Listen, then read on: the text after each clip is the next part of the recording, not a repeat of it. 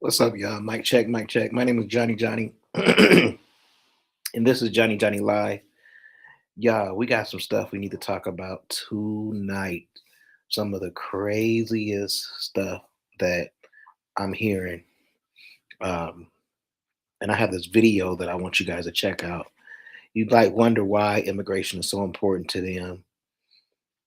A lot they say has to do with the fact that they are becoming the minority. And in 2040, it's projected that they will be the minority and not the majority in America anymore.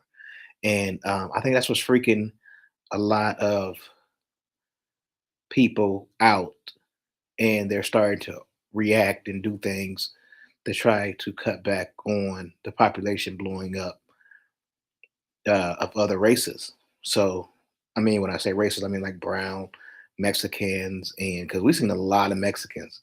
They cut down a lot of Mexicans out of the country. They took a lot of Mexicans out of the country because it was going to start being an explosion. And I think Mexicans at one time was eventually going to take black folks as far as being the majority. But uh, nevertheless, in 2040, people of color will be the majority in America. So let's take a look at this video and then you guys let me know what you think. We're live on a few different platforms, Facebook, Twitch, and YouTube. So make sure you share with your people. All right, so yo, check this out. This is crazy.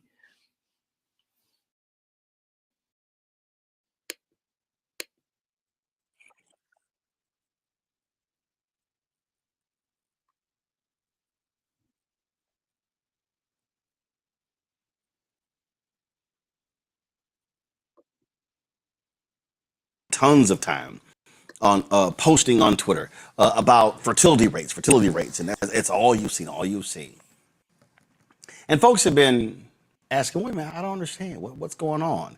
And you see all of these different stories. Oh, it's because women are in the workplace. Oh, it's because people are concerned about affordability. It's all those things. But do you want to know why a major reason why the American fertility rates have declined as a result? I mean, have declined so much? It's because of teenagers not getting pregnant. This was discussed on Fox News.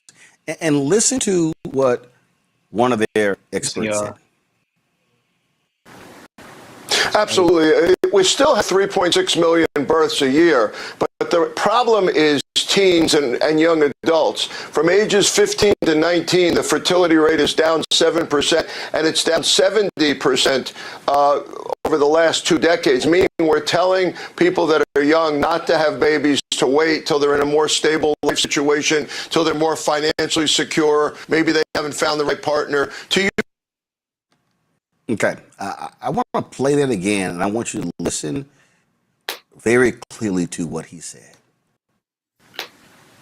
Absolutely. We still have 3.6 million births a year, but the problem is teens and young adults. From ages 15 to 19, the fertility rate is down 7%, and it's down 70% over the last 2 decades, meaning we're telling people that are young not to have babies, to wait till they're in a more stable life situation, till they're more financially secure, maybe they haven't found the right partner. This is what he said. We're telling people who are young not to have babies. Yeah. See, what a lot of people don't want to confront is that America has been based upon young girls getting pregnant, birthing babies. And what you've seen over the past 30 years, you've seen a dramatic focus on encouraging them not to. Duh. Encouraging young men not to impregnate.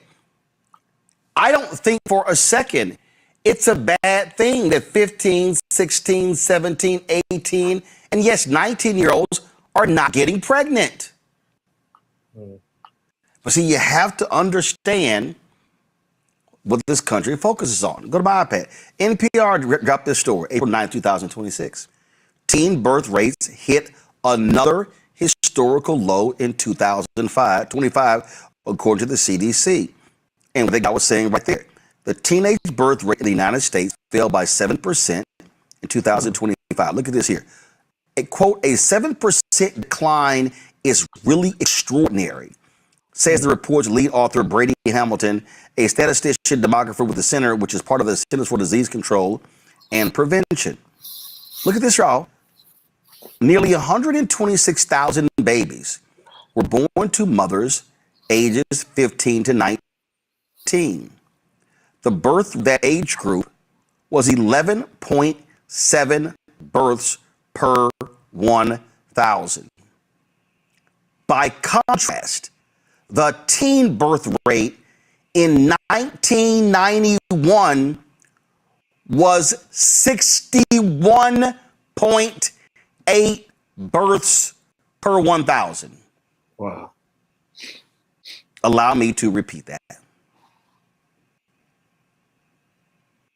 2025, the birth rate for mothers between the ages of 15 and 19,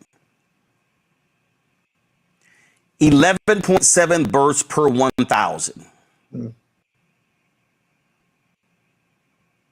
In 1991,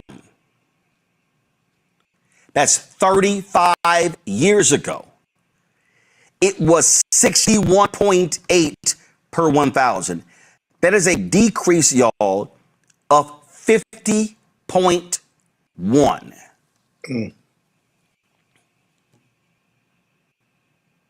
Have you seen these stories on Republicans in certain states refusing outlaw teen marriage? See, once you start looking at data like this, now you begin to understand what this system also was built upon. You have politicians, mostly Republican, white conservatives, who don't want to provide food benefits, who don't want to get rid of student loans, who don't want to provide housing assistance, but they really want these teenage girls getting pregnant. Y'all, is right here in the numbers. And so because we've had a society that finally said, oh my God, we don't think it makes sense for 15 and 16-year-old girls to have babies, then the education and all those different things worked. We were just talking about Obama.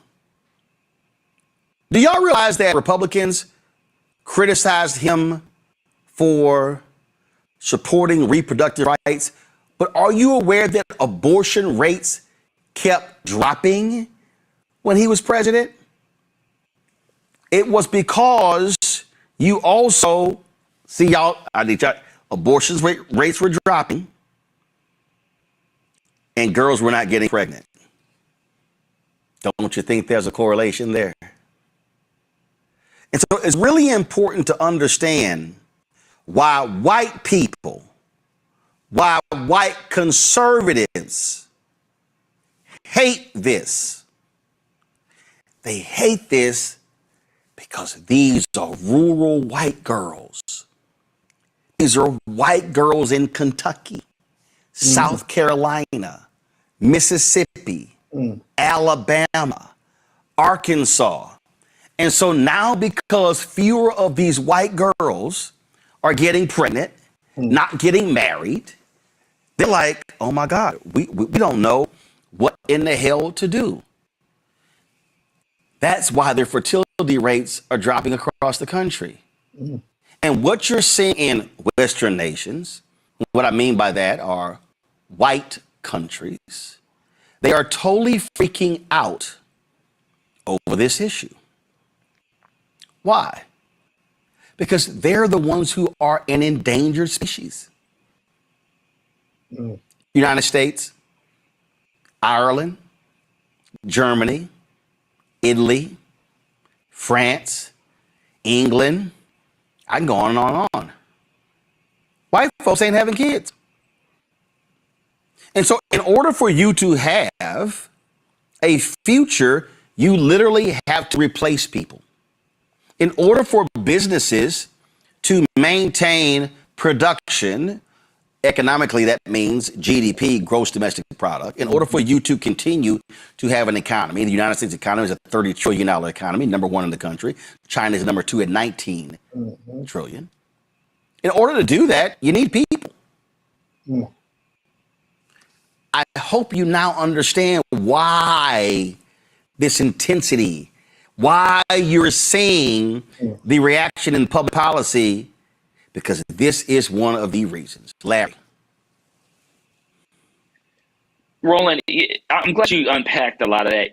Listen, you can't talk about infertility rates and then just try to cut funding for WIC or dismantle the Affordable Care Act, all the things that people, make the child care tax credit permanent. The kind of things that are, really important as it relates to, when individuals decide they want to have children, that there's certain things in place that make it a lot easier. Child care, we can go on and on and on in this country in terms of the economic challenges. But I'm glad you pointed out the connection between a lot of this rhetoric.